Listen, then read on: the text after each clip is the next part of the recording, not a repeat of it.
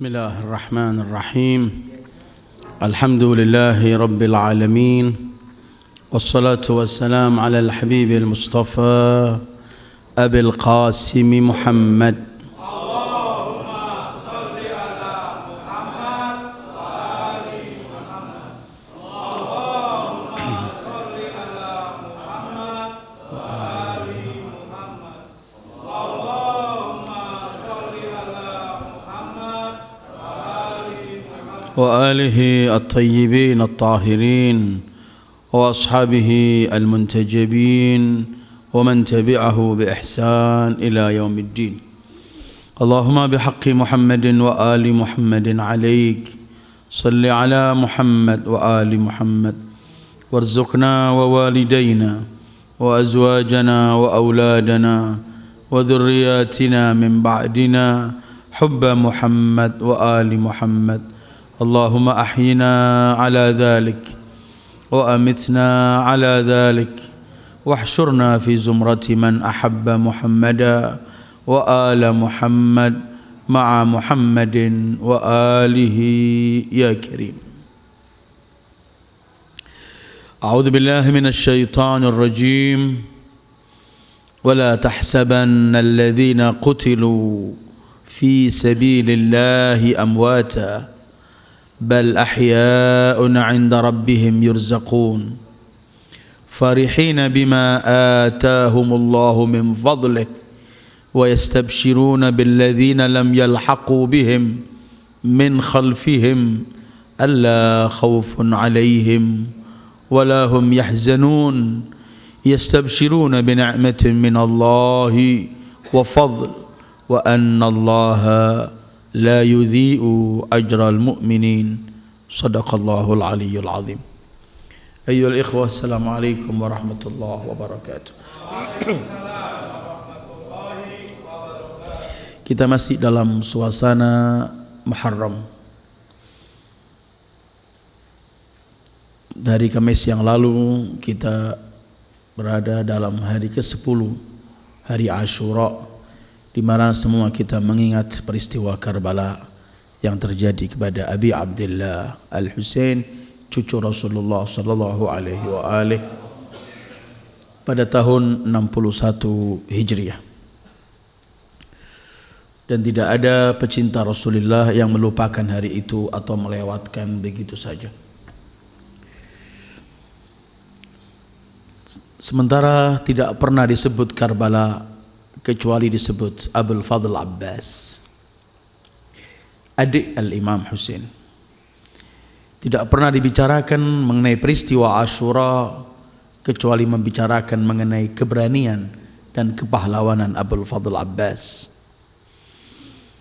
Bahkan setiap orang membicarakan pahlawan, keberanian, pasti selalu membicarakan Abul Fadl Abbas.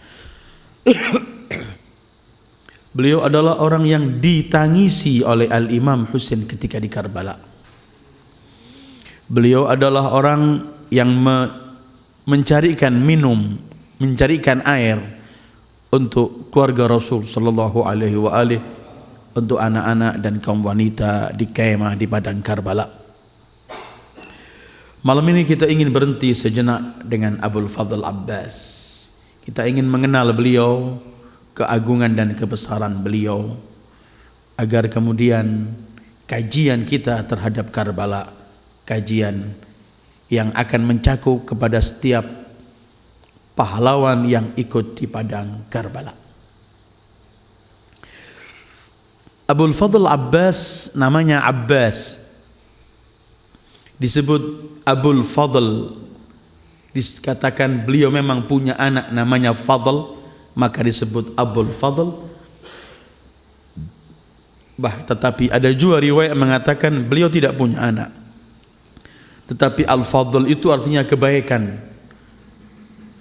Karena kebaikan, keberanian, kepahlawanan dan semua nilai-nilai kebaikan semua ada pada beliau, maka beliau disebut Abul Fadl. Bapaknya, ayahnya, semua kebaikan dan kemuliaan. Saya ingin usaha sedikit mulai kembali kepada peristiwa-peristiwa yang dialami oleh Abi Abil Fadl Abbas, bahkan semenjak mulai Imam Ali mengawini ibu Abil Fadl Abbas. Sejarah mencatat bahwa Al-Imam Ali bin Abi Thalib pernah datang kepada abangnya yang bernama Aqil. Abangnya Imam Ali ini terkenal ahli nasab dan tahu keluarga-keluarga, keturunan-keturunan pemberani dari keluarga orang-orang Arab saat itu. Imam Ali datang kepada saudaranya Aqil, kemudian beliau berkata, Aqil, tunjukkan kepadaku seorang wanita dari keluarga pemberani yang mana keluarganya telah melahirkan pahlawan-pahlawan yang berani. Aku akan nikah dengan wanita itu. Spontan Aqil menjawab, tidak ada yang saya ketahui seperti Fatimah binti Hizam Al-Amiri. Dia adalah keluarga yang terkenal, ayah-ayahnya dan semua keluarganya adalah pemberani semuanya. Kemudian Imam Ali mengatakan kepada Aqil, kalau itu yang engkau tunjukkan kepadaku, tolong pergilah ke sana dan mintalah untukku. Ketika Imam Ali minta kepada Aqil untuk ditunjukkan, Imam Ali juga berkata, karena aku ingin memiliki anak dari wanita itu, yang kan aku persiapkan anak-anak itu untuk membela putraku Husain di padang Karbala. Aqil mendatangi keluarga Fatimah Ummul Banin. Ketika disebutkan nama Imam Ali, mereka juga keluarga-keluarga yang mencintai Rasul dan keluarganya, spontan menerima dengan bangga karena akan menjadi istri Ali bin Abi Thalib. Semua ini pasti setelah wafatnya Siti Fatimah, istri Imam Ali dan putri Rasulullah sallallahu alaihi wasallam. Terjadilah pernikahan antara Al-Imam Ali dengan Fatimah binti Hizam yang akhirnya disebut Ummul Banin. Ketika dibawa di hari pertamanya Ummul Banin Fatimah ke rumah Imam Ali bin Abi Thalib, waktu yang sama di rumah itu Al-Imam Hasan dan Al-Husain dalam keadaan sakit. Dan spontan pengantin baru Ummul Banin Fatimah binti Hizam begitu masuk ke rumah Imam Ali, begitu dia berkhidmat dan melayani Al-Imam Hasan dan Al-Imam Husain dengan penuh kasih sayang dan cinta. Bukan saja sebagai anak-anak itu sebagai anak dari suaminya, tetapi lebih jauh dari itu, bahwa anak ini adalah anak Rasulullah, titipan Rasulullah untuk umat ini. Maka Ummul Banin begitu dengan senang dan tulus dan ikhlas merawat putra Al-Imam Ali, Al-Hasan dan Al-Husain. Dan spontan beliau minta kepada Imam Ali bin Abi Thalib, seraya berkata, suamiku Amirul Mukminin Ali bin Abi Thalib, tolong jangan engkau panggil lagi namaku Fatimah. Aku tidak layak di rumah ini ada Fatimah selain ibu Hasan dan Husain. Panggil, sampai akhirnya dipanggil Ummul Banin. Memang Ummul Banin itu ibu anak-anak lelaki, dan memang Ummul Banin memiliki anak laki, tapi nama itu kelak menjadi julukan walau sebelum punya nama. Sehingga kadang-kadang kita sekarang dengar nama seseorang namanya Ummul Banin, padahal dia begitu dilahirkan namanya Ummul Banin, walaupun asal nama itu adalah ibu dari anak-anak lelaki. Begitu mencintai anak Siti Fatimah Ummul Banin. Hidup di rumah barunya dengan Imam Ali bin Abi Thalib, melihat sosok Ali bin Abi Thalib, pintu kota ilmu Rasul, menimbah bermacam-macam ilmu dari Imam Ali, dan melihat perilaku Al-Hasan dan Al-Husain serta adiknya Zainab Ummi Kulthum, keluarga-keluarga yang telah dididik langsung oleh Rasulullah sallallahu alaihi wasallam. Maka terjadilah perubahan yang dahsyat dari Ummul Banin ketika hidup di rumah ini. Dia di rumahnya sudah memiliki modal kecintaan pada Allah dan Rasulnya, kecintaan kepada keluarga Rasulullah. Tapi begitu masuk rumah ini, menjadikan kecintaan dia tambah begitu besar. Dan akhirnya beliau siap menjadikan dirinya sebagai pelayan untuk mereka, keluarga Rasulullah sallallahu alaihi wasallam. Pada tanggal 4 Sya'ban tahun 26 Hijriyah, Ummul Banin melahirkan anak pertamanya. Anak laki dinamakan Abbas. Sejarah mencatat ketika anak ini lahir, Imam Ali pas di luar rumah, sehingga budak beliau bernama Kombor pergi mencari Imam Ali. Dan kemudian ketika bertemu dengan imam, beliau sampaikan kabar gembira bahwa istrinya melahirkan anak. Imam Ali pulang dari riwayat mengatakan beliau di masjid. Beliau pulang kembali ke rumah, semua uang yang ada di kantongnya beliau bagikan tasyakur, sebagai terima kasih kepada Allah karena beliau diberi anugerah seorang anak. Beliau masuk ke Ummul Banin, beliau pegang anak itu, beliau adhani di kanan, beliau qamat di sebelah kiri. Abul Fadl tampan seorang yang tampan sekali,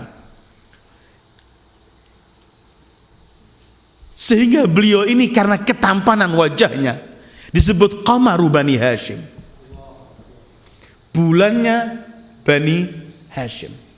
Kalau dulu pernah saya sampaikan di tempat ini, istri atau ayah Rasulullah sallallahu alaihi wa alihi, di masa itu ayah Rasulullah disebut Qamarul Haram.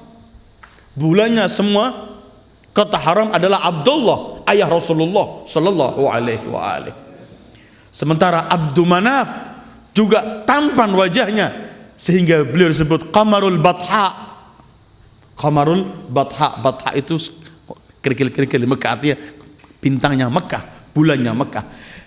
Abul Fadl disebut Qamaru Bani Hashim, tampan wajahnya. Dipeluk oleh Imam Ali, anak yang baru lahir ini.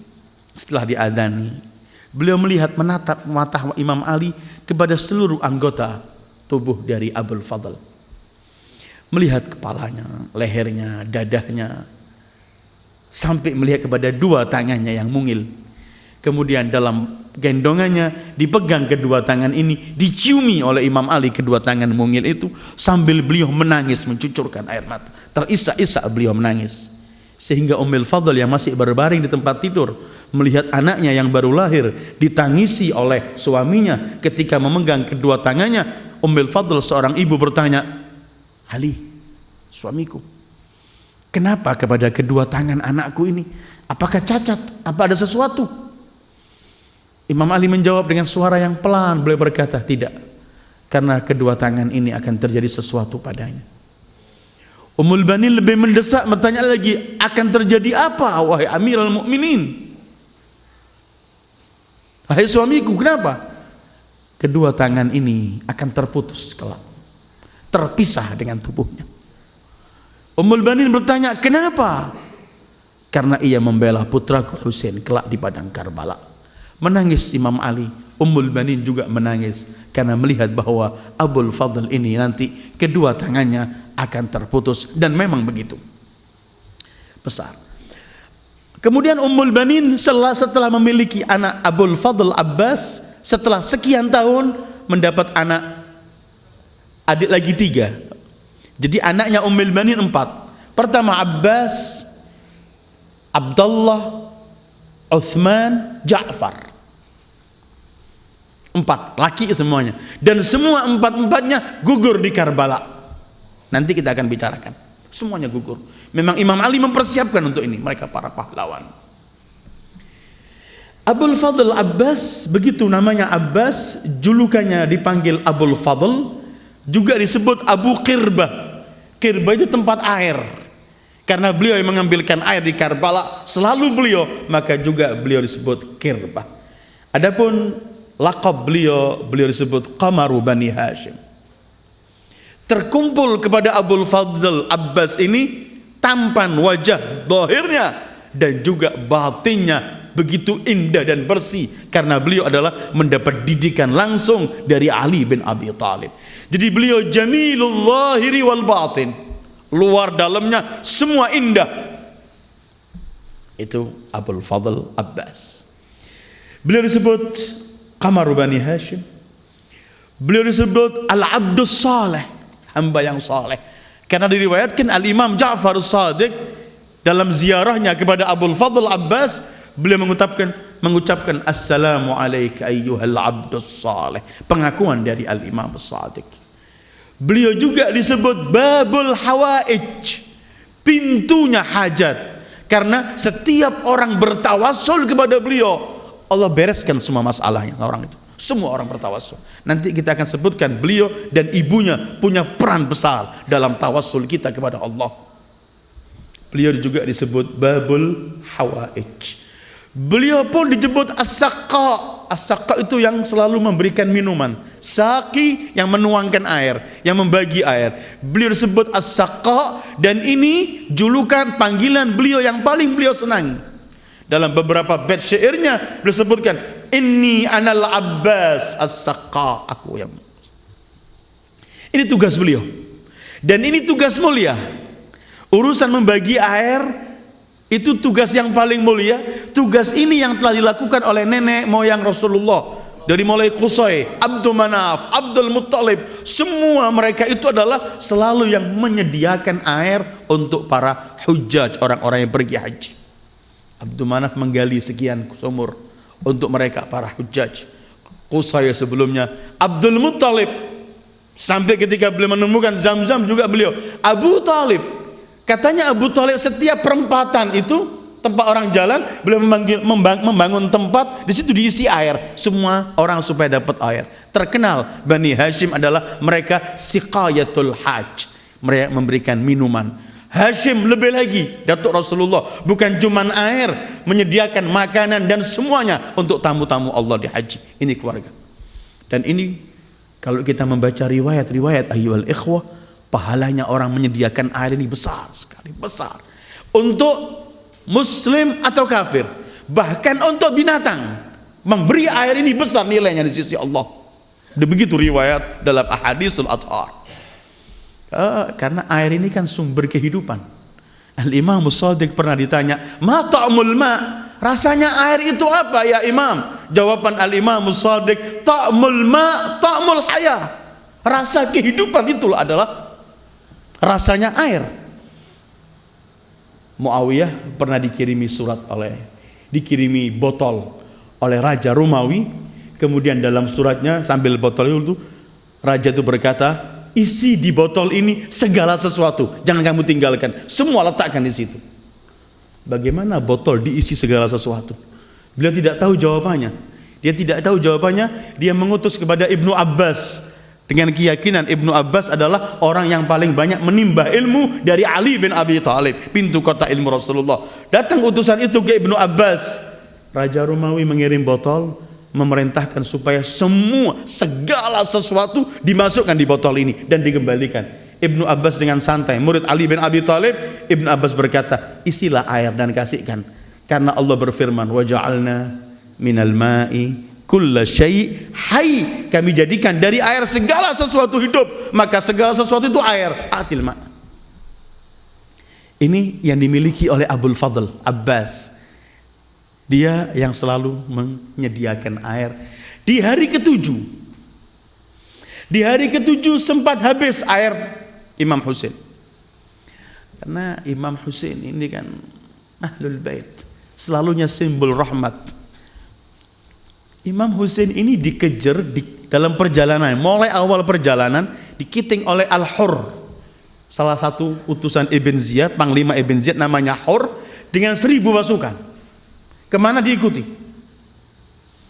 Ketika berhenti satu tempat, Imam Husain dengan cukup airnya, dengan semua kafilahnya cukup air, Imam Husain memerintahkan agar Al-Hurr dengan semua pasukannya dan kuda-kudanya diberikan air beliau. Dikasih 1000 pasukan Hurr yang mengempit beliau, mempersulit beliau, beliau berikan semua air untuk mereka. Rahmatu ahlil bait salamullahi alaihi. Walaupun besok kehabisan air, dan beliau tahu bagaimana arti air padang Sahara.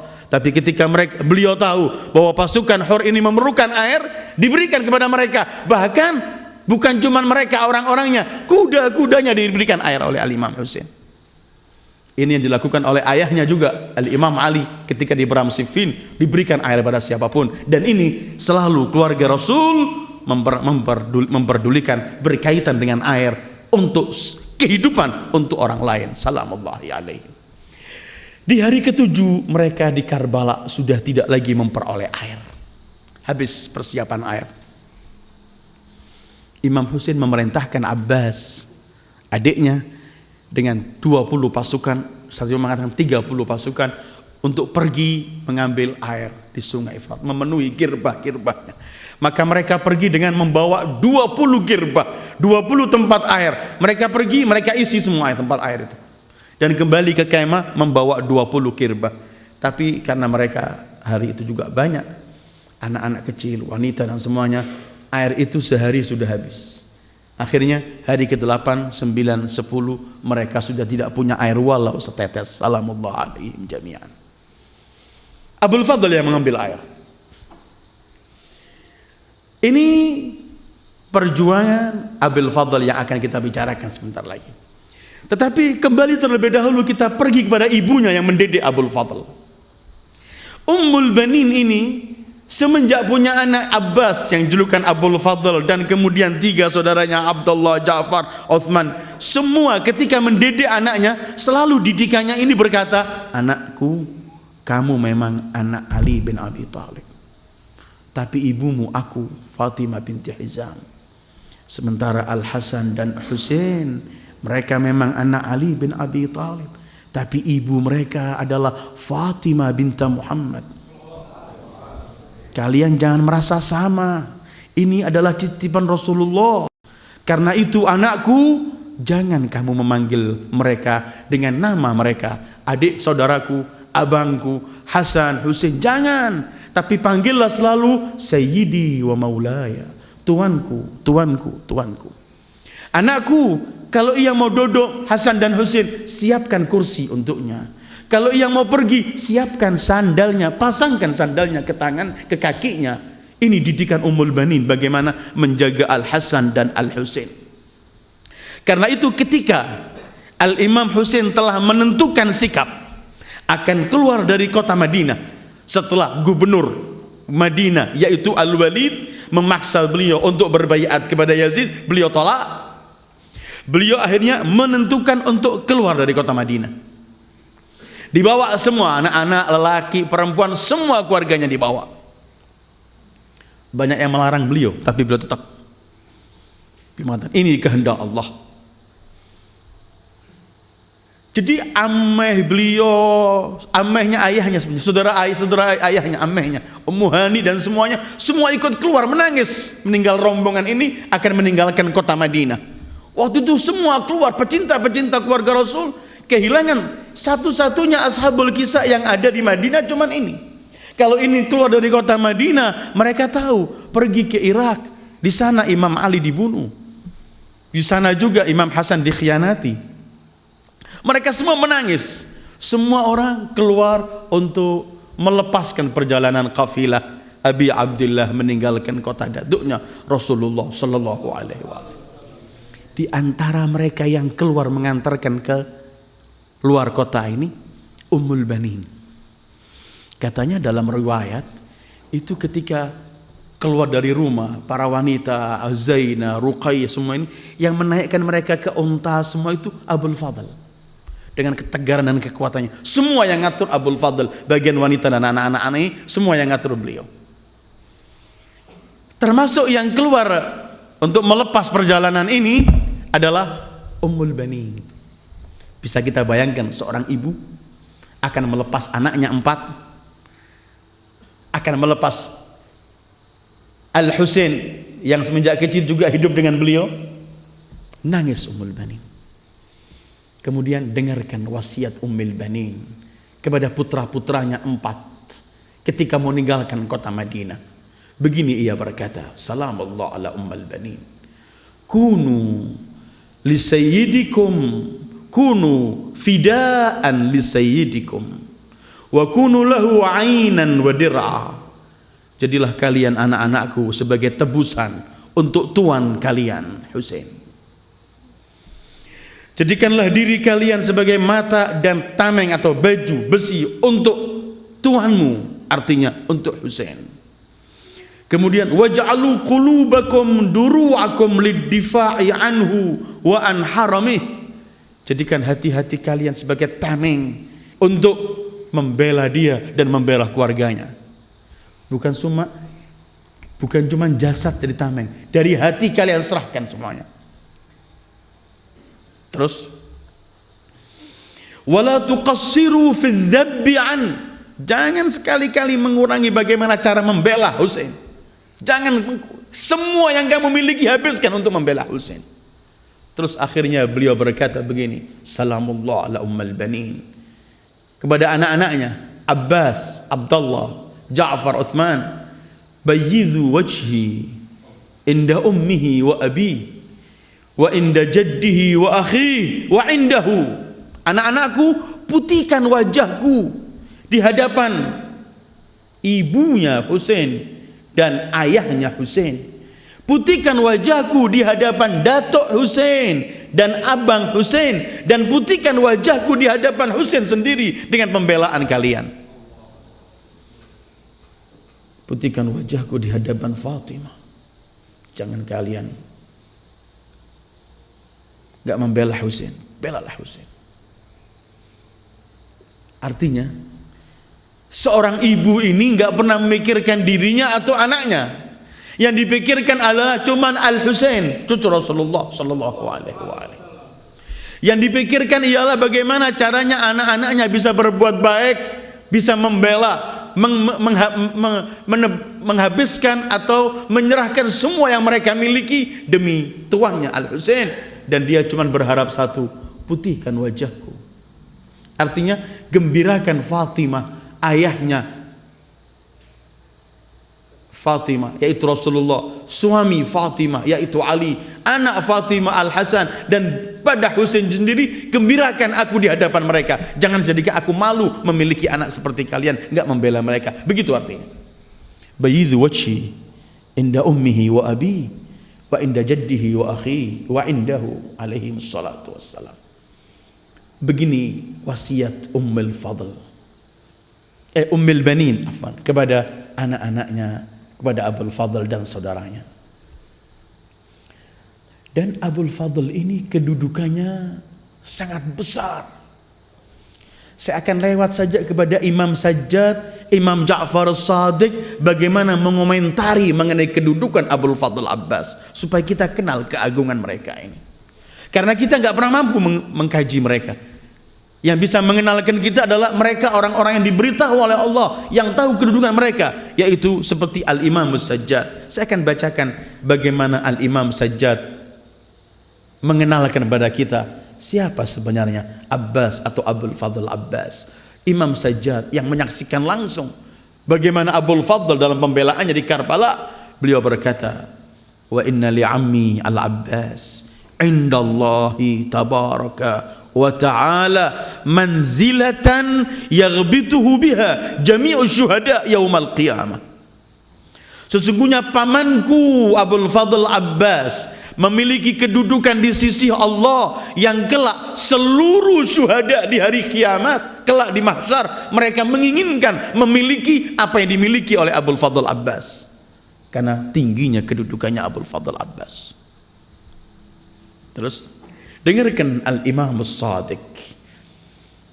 Beliau pernah mengomentari begini, kana ammi Al-Abbas bin Ali alaihi wassalam nafidhal basirah sulbal iman jahada ma'a akhihi al-Husain wa abla bala'an hasana wa madha syahida.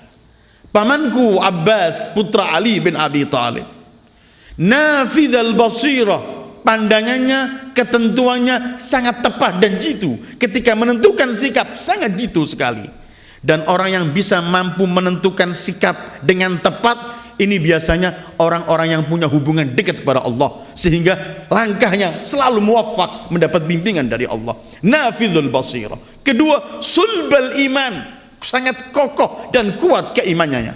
Ini penyaksian dari seorang al-imam kepada terhadap Abul Fadl Abbas.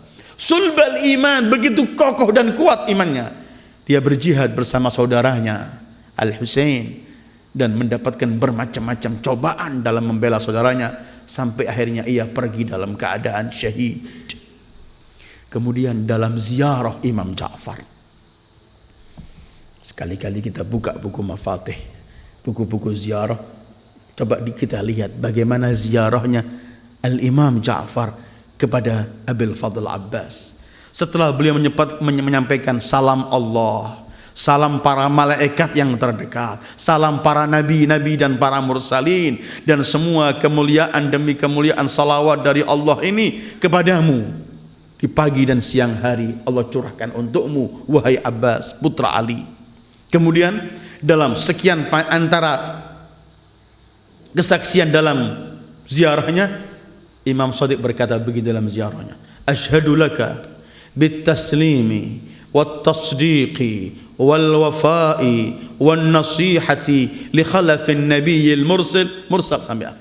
Aku bersaksi di hadapan Allah bahwa engkau wahai Abul Fadl Abbas memiliki at-taslim, pasrah mutlak kepada Allah dengan semua ketentuannya, dan kedudukan taslim, menerima ketentuan Allah, sangat tinggi nilainya di hadapan Allah.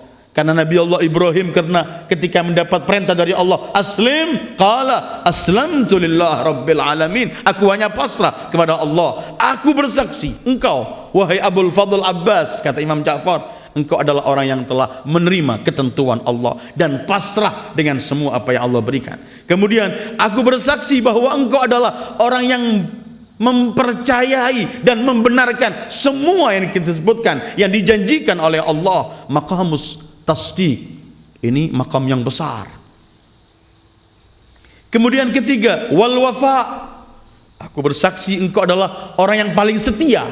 Enggak ada, belum pernah sejarah mencatat kesetiaan seorang saudara kepada saudaranya seperti Abul Fadl Abbas terhadap abangnya Al-Imam Husain. Karena kesetiaan yang beliau berikan bukan cuma karena melihat saudara seayah, tidak, tapi lebih jauh dari itu, beliau memberikan kesetiaannya selain pada saudara, tetapi kepada imam yang wajib ditaati, cucu Rasulullah, titipan Rasulullah yang wajib dijaga. Maka beliau adalah penampilan orang yang sangat-sangat setia. Nanti kita akan baca beliau dalam dahaga bagaimanapun, sudah sampai di air, mengambil air mau minum, mengingat hausnya Al-Imam Husain, beliau campakkan air dan beliau enggak mau minum, sementara Al-Imam Husain dan anak-anak kecil belum minum. Itu Abul Fadl Abbas. Dan ini kesaksian Al-Imam Shadiq, asyhadu laka bit taslimi wat tasdiqi wal wafa. Karena itu dalam ziarah panjang Imam Ja'far, beliau hanya sampai mengatakan, la'anallah man qatalak, semoga Allah mengutuk orang yang membunuh engkau, wa la'anallah man jahila haqqak, semoga Allah membunuh orang yang merendahkan hakmu dan waman istakhaffa bihurmatik, yang meremehkan kedudukan dan kemuliaanmu. Ini Abul Fadl Abbas. Sekarang kita pergi, beliau yang memegang bendera Imam Husain di Karbala. Hari ke-10 telah tiba, air tidak ada, peperangan mulai terjadi. Para sahabat-sahabat setia Imam Husain telah datang kepada Imam Husain untuk mereka berkata, kami kenal keluarga Bani Hashim. Dalam kesulitan, dalam menegakkan agama Allah, selalu mereka tampil lebih dahulu. Tapi kali ini kami minta kepadamu wahai Imam, jangan biarkan keluargamu tampil, biar kami tampil dahulu, sampai kami habis baru tampilkan keluargamu. Karena memang begitu sejarah Rasulullah dan Ahlul Bait. Kalau kita melihat perjuangan Rasulullah, coba lihat Badar, begitu musuh-musuh Allah datang ingin duel, yang diteriakkan pertama Rasulullah, qum ya Hamzah, qum ya Ali, qum, lagi anak sepupu beliau, selalu keluarganya yang ditampilkan. Mereka kenal betul, karena itu hari itu mereka menolak. Mereka minta, kami dulu wahai Aba Abdullah al-Husain, tampillah. Setiap kali Abul Fadl mau tampil, enggak mau, dilarang.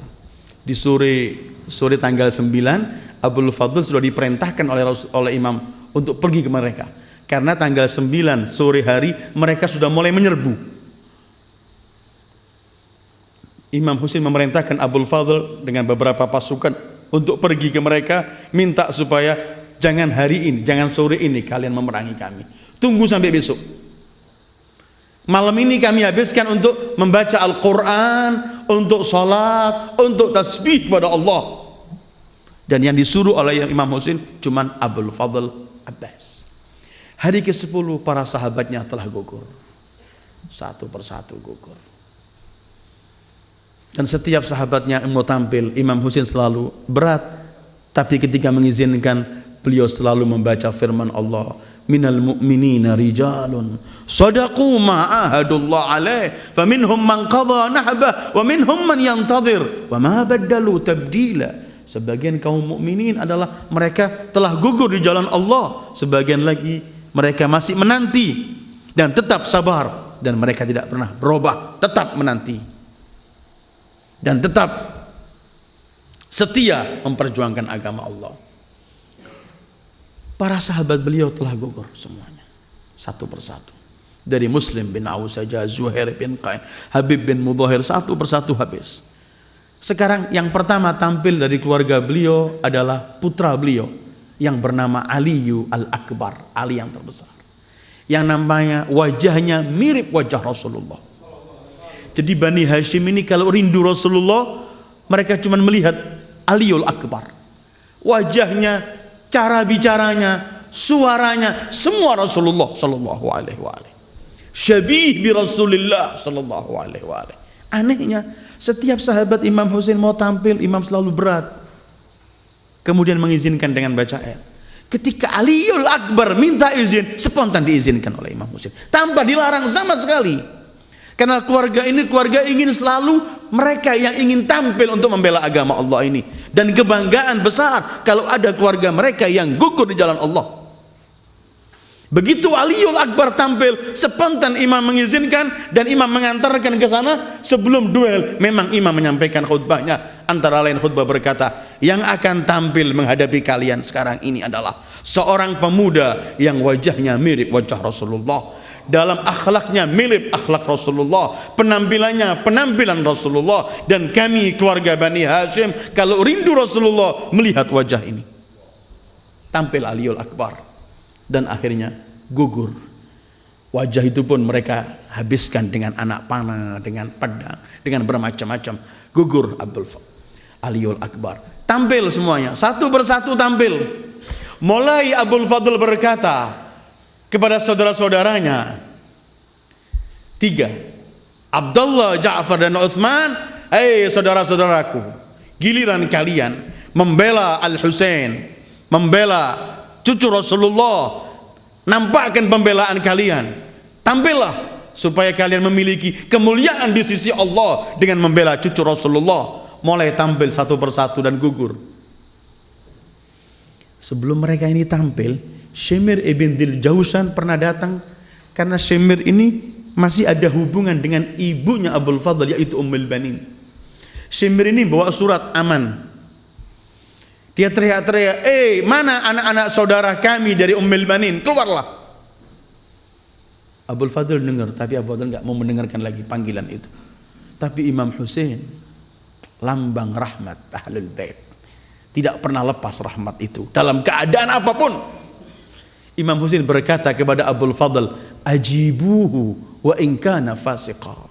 Sahuti panggilannya walaupun ia seorang fasik. Salamullah ala Abi Abdillah. Tampil ya Abul Fadl. Beliau berkata, apa yang kalian inginkan? Aku membawa surat keamanan. Jangan kalian bunuh diri bersama Husain. Bayatlah kepada Amirul Mukminin Yazid, kata dia. Kalian semua selamat, dan ini aku membawa dari Ibn Ziyad, keselamatan untuk kalian. Abul Fadl dengar itu, beliau berkata, la'anakallah wa la'ana amanak. Semoga Allah mengutuk engkau dan mengutuk aman yang engkau tawarkan pada kami. Apakah engkau akan memberikan keamanan bagi kami sementara cucu Rasulullah dan keluarga Rasulullah dalam keadaan tidak ada aman? Enyahlah engkau. Diusir. Abul Fadl mulai gugur dari adik-adiknya sampai habis semuanya. Mulai anak Imam Hasan yang masih umur 13 tahun tampil. Abul Fadl selalu berkata, gak kuat aku ya Aba Abdillah, izinkan aku tampil. Kata Imam Husain, jangan, engkau pembawa benderaku. Kalau engkau gugur habis kita, jangan engkau di sampingku. Tampil satu persatu. Sehingga habis para sahabat beliau, habis keluarga beliau. Beliau pergi, tinggal Abul Fadl dengan beliau. Saat itu Abul Fadl berkata, qad dhaqa sadri ya Aba Abdillah, ya Imam, ya Sayyidi. Sungguh dadaku telah sempit melihat ini, izinkan aku tampil. Ini Abul Fadl ini anaknya Ali bin Abi Thalib, pahlawan besar.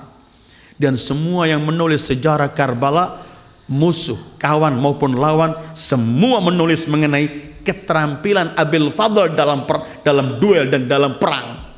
Memiliki kepiawaian Ali bin Abi Thalib dan kepahlawanan Ali bin Abi Thalib.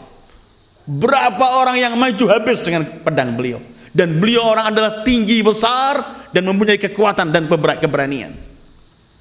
Imam Husain kemudian berkata kepada beliau, kalau kamu mau tampil wahai adikku, kamu ambilkanlah air. Dengarkanlah anak-anak semua nangis kehausan. Dan wanita-wanita di kemah tidak ada air. Pergilah dan ambilkan air ya Abul Fadl Abbas. Sukainah pun teriak, minta supaya Abul Fadl pergi mengambil air. Abul Fadl ngambil kirbah dan para wanita pun mengharapkan air dari Abul Fadl. Ambil kirbah tempat air, Abu Fadl pergi menuju ke sungai Frat. Tetapi beliau dihalau oleh ratusan, karena mereka itu ribuan kan. Semua menghalau supaya jangan sampai beliau sampai ke air. Karena mereka kan selalu teriak. Setiap Imam Husain minta air untuk anak-anak wanita, selalu teriakan mereka begini, kamu tidak akan memperoleh setetes air pun sampai kamu mati. Beliau minta berkali-kali sampai beliau berkata, lihat sungai ini, babi, anjing, orang-orang yang gak kenal Allah semua bisa minum air ini. Kenapa kami keluarga Rasulullah kalian cegah? Ada yang teriak dari mereka berkata begini, kalau semua bumi ini air, tetap kami gak mengasih kepadamu, gak memberikan kepadamu walau setetes sampai kamu mati dalam keadaan dahaga. Anak-anak menangis. Abul Fadl ngambil khirbah tempat air, dan Abul Fadl mulai melawan mereka satu persatu dengan kepahlawanan Ali bin Abi Thalib. Entah sudah berapa orang yang dibunuh, ditebang oleh pedang beliau, sampai beliau mampu ke sungai Ifrat. Beliau turun dari kudanya, beliau biarkan kuda ini untuk minum terlebih dahulu. Tapi dalam sejarah kuda itu juga nggak mau minum katanya.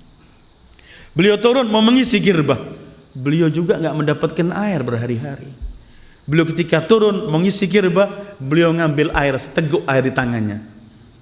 Dia melihat air yang begitu jernih dalam keadaan dahaga semacam ini, beliau hampir minum air. Ketika hampir sampai di mulutnya, beliau buang air ini. Kemudian beliau berkata begini, ya nafsu min ba'dil Husaini huni wa ba'dahu la kunti in takuni hadzal Husainu waridul manuni wa tashrabina baridal ma'ini tallahi ma hadza fi'alu dini wala fi'alu sadiqil yaqini. Jiwaku, enyahlah, celakalah engkau. Kamu setelah Husain hinalah dan tidak berarti, dan kamu jangan ada kalau Husain tidak ada.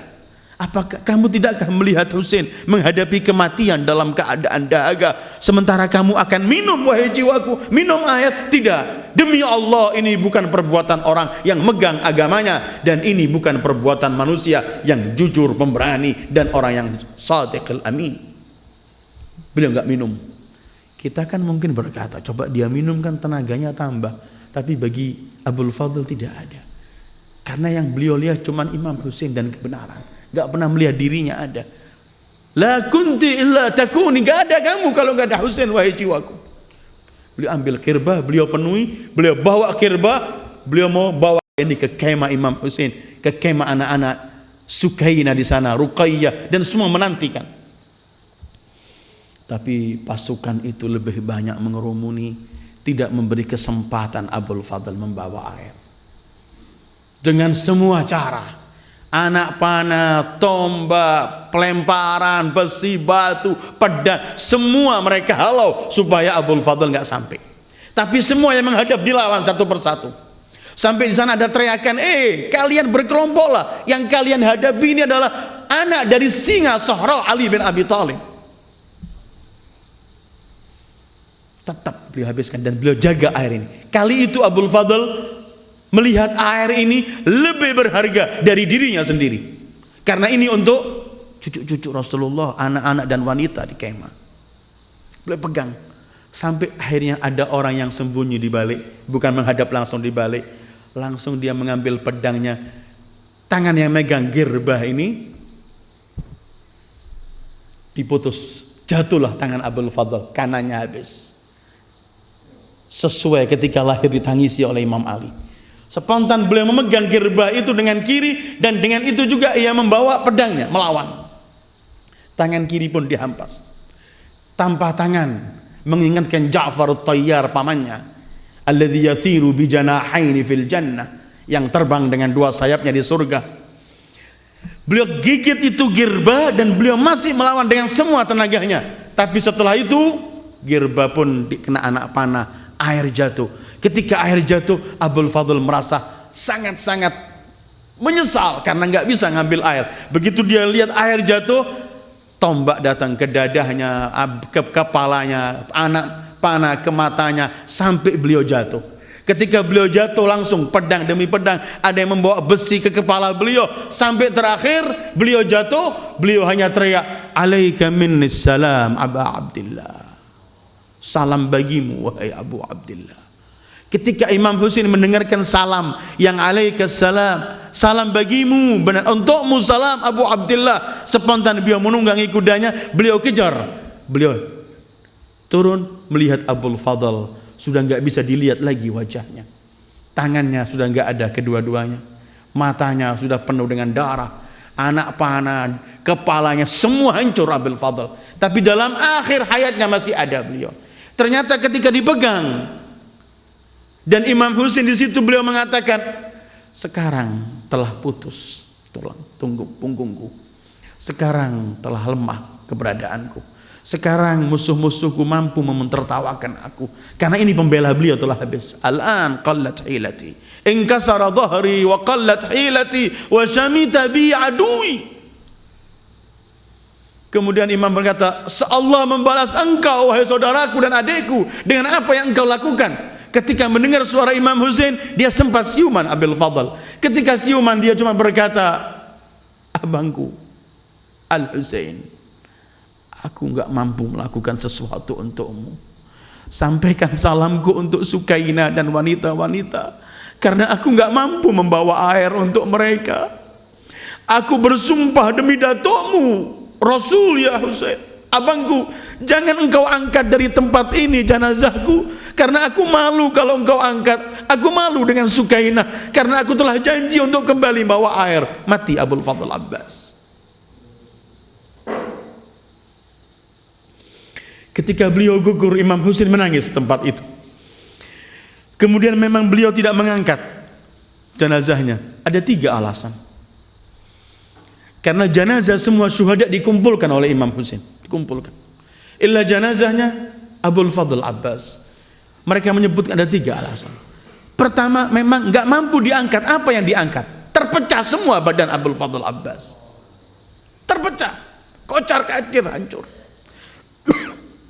Kedua, memang sumpah beliau tadi minta sama Imam Husain jangan diangkat. Saya malu dengan Sukainah nggak mau bawa air. Tetapi ada yang ketiga, dan ini alasan lebih kuat. Memang Imam Husain sengaja membiarkan jenazah Abul Fadl di situ karena Imam Husain menginginkan supaya kelak kuburan Abul Fadl tidak akan sama dengan kuburan para syuhada yang lain. Punya kuburan sendiri, punya kubah sendiri, dan di kubah itu biar diziarahi orang, dan di tempat itu Allah akan kabulkan sekian hajat. Dan sampai hari ini mudah-mudahan Allah beri rezeki pada kita, mampu kelak kita ke Karbala, kita akan menemukan di sini kuburan Imam Husain. Di dalam kuburan Imam Husain ini ada kuburan Abdullah Radhi, anak beliau yang mati umur 6 bulan di tangan pangkuan beliau. Dan juga ada Aliul Akbar dalam satu kubah itu. Ke sana kita melihatkan kumpulan dari kuburan para syuhada samping sini. Di samping sebelah keluar sedikit kuburan sendiri Habib bin Mudhahir.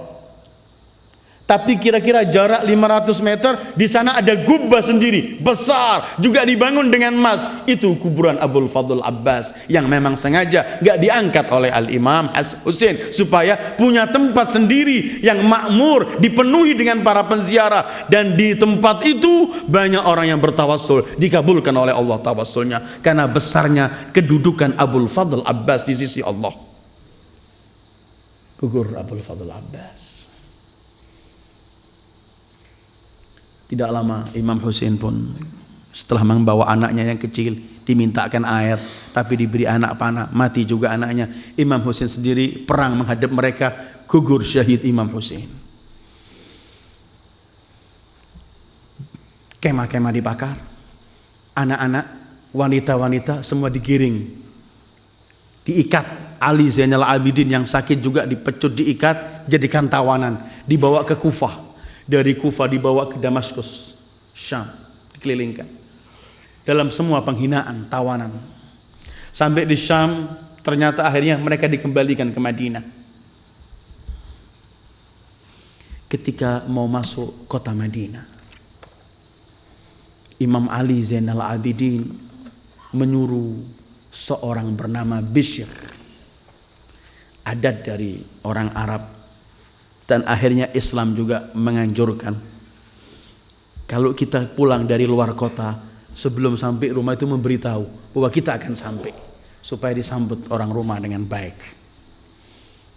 Karena itu kafilah Imam Ali saja dengan para wanita yang pulang mau masuk kota Madinah, mereka berkemah di Madinah, di luar kota Madinah sebelum masuk kota Madinah, dan memanggil seorang bernama Bishr. Imam Ali Zainal Abidin berkata, semoga Allah ayahmu dulu adalah ahli syair. Apakah engkau wahai Bishr juga mampu mengucapkan syair? Mampu, ya Imam. Pergilah, masuklah kota Madinah. Udkhul Madinah wan'a Aba Abdillah. Masuklah kota Madinah dan ratapilah Abu Abdillah al-Husain. Dia pergi ke kota Madinah. Begitu masuk kota Madinah, langsung ke masjid Rasulullah. Di depan masjid dia nangis, Bishr sambil nangis, kemudian dia mengucapkan syair semacam ini. Ya ahla Yathrib la muqama lakum, qutila al-Husain fa admi'i midrara, al-jismu minhu bi Karbala mudarrajun, wal ra'su minhu ala al-qanati yudara.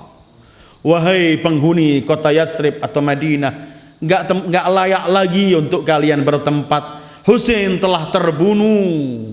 Maka wahai semua mata, keluarkan air mata untuk Husain.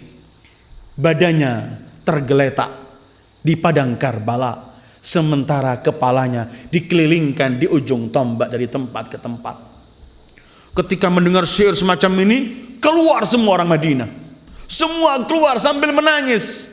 Mereka masih membayangkan berapa bulan yang lalu mengantarkan keluarga ini untuk pergi meninggalkan kota Madinah. Semua keluar. Katanya Bishr, aku hari itu menemukan kota Madinah seperti goncang begitu. Semua menangis, laki, perempuan, tua, muda, anak, semua keluar menangisi Abu Abdillah. Katanya Bishr, aku masih di kudaku. Orang semua kumpul. Aku melihat ada seorang wanita yang usianya sudah agak tua. Dia menggendong anak kecil. Kemudian ia pergi, dia yang berbaris saat itu semua dihalau sampai dia persis di dekat kudaku. Kemudian ia menatap wajahku, ia berkata, aku bertanya, bagaimana keadaan tuanku Husain? Bagaimana keadaannya Husain? Kata Bishr, aku melihat ini, aku bertanya pada orang-orang, siapa ini? Mereka berkata, ini Ummul Banin, ibunya Abul Fadl Abbas, istri Ali bin Abi Thalib. Kata Bishr, ketika aku tahu ini Ummul Banin, aku tidak ingin memberikan dia kabar mengenai semua anaknya, maka aku sebut satu persatu. Ketika aku tahu Ummul Banin, aku berkata, Azzamallah lakil ajr, telah mati anakmu Abdullah. Ummul Banin teriak, aku tidak tanya anakku, aku tanya bagaimana keadaan Husain. Kata Bishr, "Azzamallah lakil ajr, anakmu Ja'far telah gugur." Katanya dia, "Aku tidak tanya anakku, aku tanya bagaimana Husain." Kata Bishr, "Azzamallah lakil ajr, anakmu Utsman juga gugur." Dia tambah keras nada Ummul Banin, "Aku tidak tanya si anakku, aku tanya bagaimana tuanku Husain."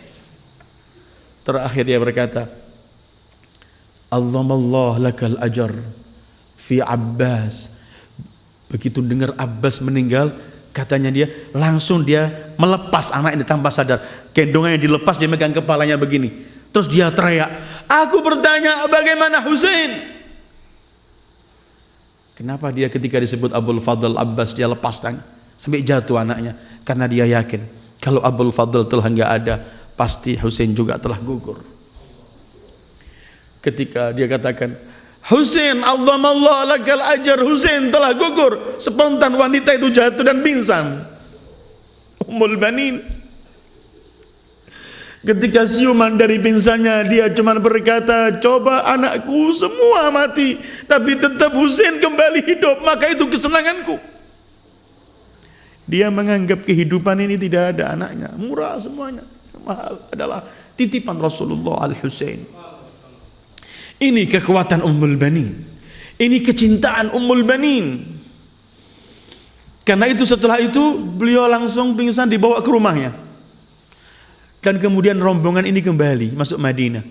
Katanya begitu mereka masuk Madinah, Ummi Kulsum dan Zainab enggak pergi ke rumah, langsung ke kuburan Rasulullah. Karena begitu masuk kota Madinah, Ummi Kulsum sudah mengucapkan syair begini, "Madinatu jaddina la takbalina, fabil ahzani wal hasarati jina, kharajna minki wal ahluna jami'a, raja'na minki la rijala wala banina." Hei kota Madinah, kamu enggak mampu menerima kami. Kami datang dengan penuh kesedihan. Kami keluar dari kota ini bersama lelaki dan anak-anak. Tapi sekarang kami kembali, enggak ada lagi anak-anak dan enggak ada lagi lelaki. Terus Ummi Kulsum, "Datukku Rasulullah, kalau engkau menyaksikan Husainmu di sana, mereka menghancurkan Husain dan mengelilingkan kepalanya." Terus laporan Ummi Kulsum dan Zainab, baru pulang ke rumahnya. Ketika sampai di rumah, Siti Zainab berkata kepada Fiddah, "Tutup pintu, jangan boleh siapapun masuk ke rumah. Aku sedang masih mengenang dan apa yang terjadi kepada Abi Abdillah." Maka menjaga pintu Abu Fiddah, enggak boleh masuk. Tahu-tahu ada orang mengetok pintu. Pembantu Zainab berkata, "Siapa engkau?"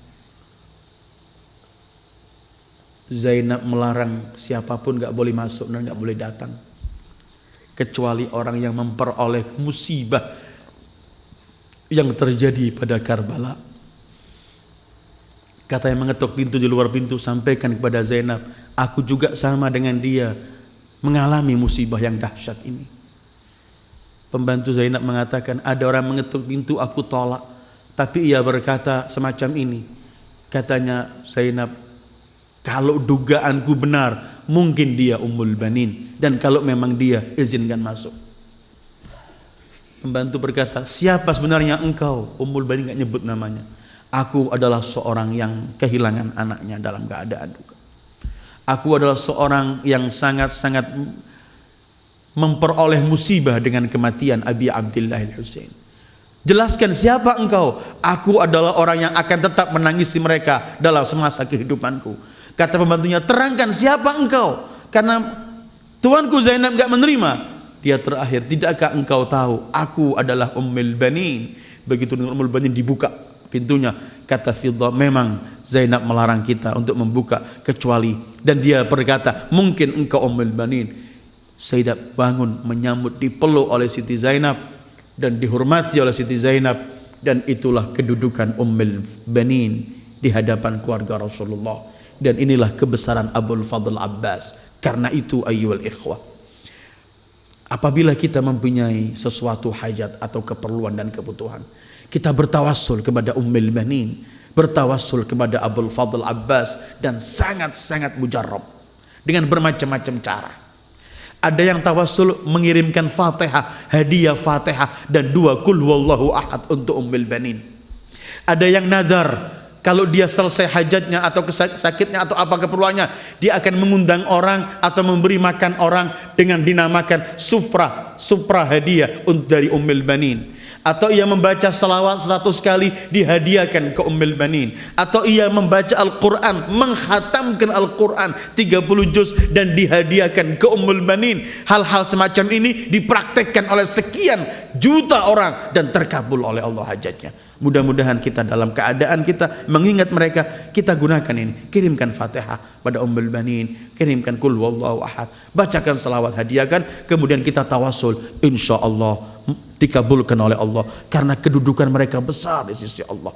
Bayangkan Ummul Banin gak melihat dirinya ada, gak melihat anaknya, gak melihat semua, cuma yang dilihat cucu Rasulullah. Dan orang semacam ini tidak pernah akan dilewatkan oleh Rasulullah, pasti mempunyai kedudukan tinggi di sisi Rasulullah. Dan setiap orang punya kedudukan di sisi Rasulullah pasti dicintai oleh Allah, karena Allah mencintai semua orang yang dicintai Rasulullah. Dan orang semacam ini apabila kita letakkan di depan untuk tawassul kita, Allah kabulkan insyaallah. Wassallallahu ala khairi khalqi Muhammad wa alihi ajma'in. Wassalamualaikum warahmatullahi wabarakatuh.